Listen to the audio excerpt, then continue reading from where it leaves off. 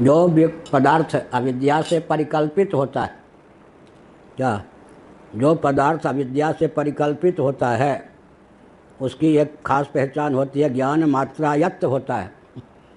क्या ज्ञान मात्रायत्त साक्षी भाष्य, बिना ज्ञायमान हुए वो पदार्थ अपनी अर्थक क्रियाकारिता को चरितार्थ करने में समर्थ नहीं होता।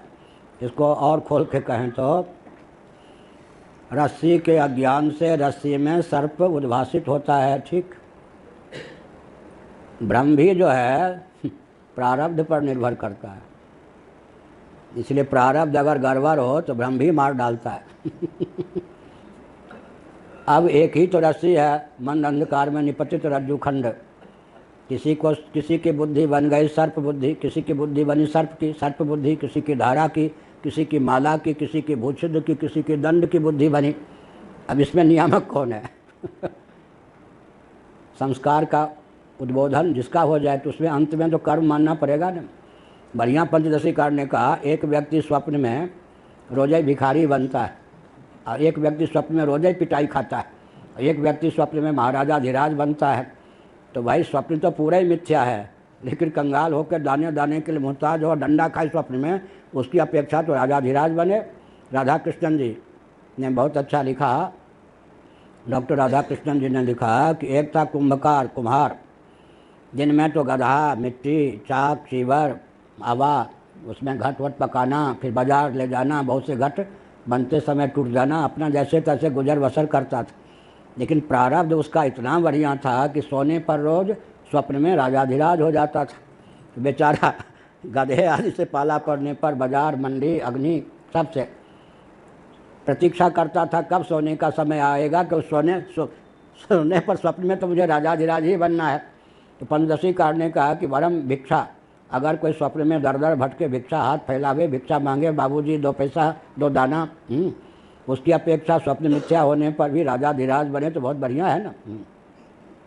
राजा जनक को स्वप्न हुआ, यहाँ तो राजा थे, स्वप्न में भिखारी हो गए। अब बड़ा नींद टूटने पर कुतूहल हुआ, पंडितों को रहस्य बताया नहीं कि स्वप्न में मैं भिखारी बना, यह सत्य या वह सत्य, घटना बतावे नहीं, और जो ठीक से उत्तर ना दे उसको जेल में बंद कर दे। अंत में अष्टावक्र के पिताजी को भी जेल में बंद कर दिया। राजा ठहरे, राजा तो बड़े विचित्र होते, किनसे मुँह नहीं लगाना चाहिए ज़्यादा, बहुत दूर से रहने पे भी लाभ नहीं उठा सकते हैं, बहुत नज़दीक आ गए तो भी हानि होगी। राजा, योगी, अग्नि और जल। राजा, योगी, अग्नि, जल। राजा से दूर रहेंगे तो लाभ नहीं उठा सकते। ज़्यादा घुल मिल गए, गायत्री देवी जैसे इंदिरा जी से ज़्यादा घुल मिल गई तो क्या कचूमर निकल गए, ट्रक के ट्रक माल जोधपुर के जयपुर के कहाँ पहुँच गए आज तक कुछ पता नहीं है। इसको फांसी पे चढ़ा दो, इसको जेल में बंद कर दो, कुछ भी हो सकता है। राजा का ज़्यादा मुँह लगवा नहीं होना चाहिए, और ज़्यादा दूर रहेंगे तो हम लोगों की तरह मरो या जीवो, कोई प्रधानमंत्री मुख्यमंत्री को कुछ पता ही नहीं पूरी के शंकराचार्य कैसे क्या, कोई कष्ट कुछ भी कोई पूछने को तैयार नहीं। हमारी तो पार्टी के नहीं है, हमारे तो अनुगामी नहीं है ये राजा। योगी से बहुत दूर रहेंगे तो लाभ नहीं उठाएंगे, ज़्यादा घुल मिल जाएंगे, साप वाप दे देगा तो मरमरा जाएंगे। हाँ, इसलिए ज़्यादा जो गुरुओं से मुंह लगा लेते हैं वो तो ज्ञान विज्ञान से सुदूर रह जाते। जोकर नहीं बनना चाहिए, गुरुओं को सखा बना करके। वो आया ना एक धनंजय, पहले वो शिष्य के समान अपने को शिष्य मान के व्यवहार करता था। उसके बाद मैंने देखा कि 6 महीने साल भर बाद वो हंसी विनोद तक आया कि मुझे सखा मानने लगा। उसके बाद देखा कि वो अपने को गुरु और मुझे शिष्य मान करके बात। आप तो भावुक गिने जाते हैं, कोई आप विद्वान या कोई दार्शनिक थोड़े गिने जाते हैं। हमने सोच लिया कि हमको बुद्धू समझ रहा है, उसको नहीं मालूम फ्राइड आदि के जितने मनोविज्ञान है सब हमारा बचपन में ही पढ़ा हुआ है।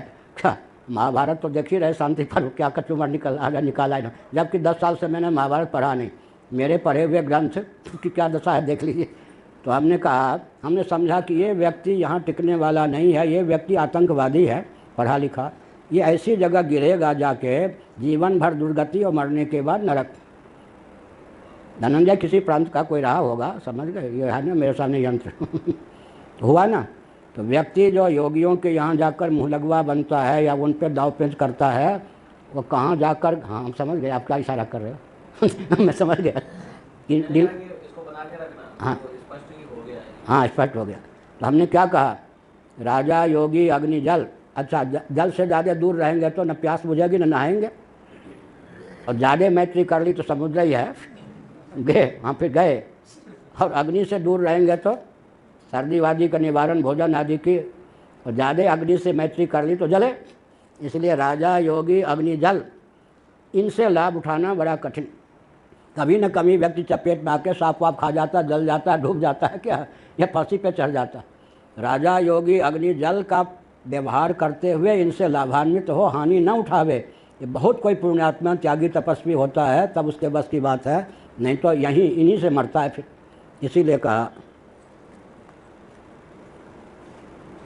अब कहते हैं ये जो रज्जु सर्प है, वह मैंने कहा किसके लिए कहा, भ्रम में भी प्रारब्ध।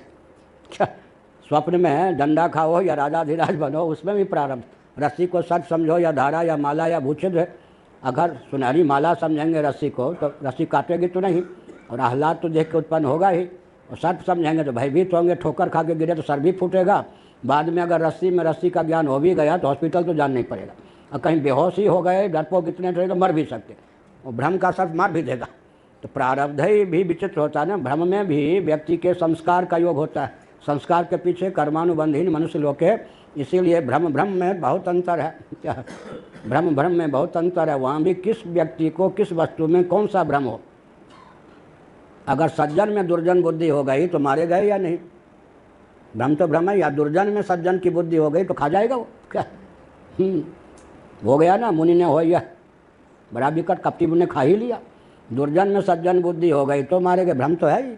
सज्जन में दुर्जन बुद्धि हो गई तो क्या है। इसीलिए कहा भ्रम जो होता है उसकी एक पहचान है कि भ्रम आविद्यक होता है। क्या, और भ्रम सिद्ध पदार्थ ज्ञायमान होता है, ज्ञान मात्रा यत्त जीवित है।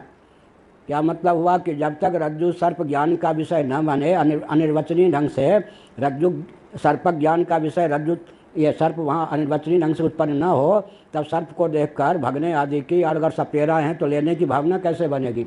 इसलिए सर्प को देखकर या सीपी में चांदी को देखकर लेने की भावना, यहाँ भगने की भावना होती है। तो मानना चाहिए कि तत्काल अनिर्वचनीय ढंग से आविद्यक सर्प और चांदी आदि की उत्पत्ति होती है। कथम अज्ञायमानोस्ति, इसलिए हमारे पूज्य गुरुदेव ने हमको सिखाया शास्त्रों के आधार पर स्वप्रकाश आत्मा के अतिरिक्त जितने भी पदार्थ हैं, ज्ञाततया अज्ञाततया, सब साक्षी भाष्य हैं। क्या साक्षी भाष्य हैं। अब सांख्य में और इसमें क्या अंतर हो गया, वस्तु की उपयोगिता ज्ञान पर निर्भर है। एक सिद्धांत यह, एक सिद्धांत है कि वस्तु शक्ति ज्ञान की अपेक्षा नहीं रखती। श्रीमद् भागवत 6ठा स्कंद अध्याय 2। एक सिद्धांत है वस्तु शक्ति ज्ञान की अपेक्षा नहीं रखती। अग्नि को अग्नि समझकर छुएं तो, अग्नि को अग्नि न समझकर छुएं तो जले बिना नहीं रह सकते। अमृत को अमृत समझकर पीवें या अमृत को अमृत न समझकर पीवें, अमर हुए बिना नहीं रह सकते। गंगा जल को गंगा जल समझकर पीवें या गंगा जल न समझकर पीवें, तरे बिना नहीं रह सकते। वस्तु शक्ति ज्ञान की अपेक्षा नहीं रखती। लेकिन अनिर्वचनीय वस्तु जहाँ होती है वहाँ ज्ञान का विषय हुए बिना उसकी अर्थक क्रियाकारिता चरितार्थ नहीं होती। रज्जु सर्प तत्काल अनिर्वचनीय ढंग से आविद्यक होने के कारण उत्पन्न होता है, तब भय कंप इत्यादि का संचार कर पाता है। यह हुआ।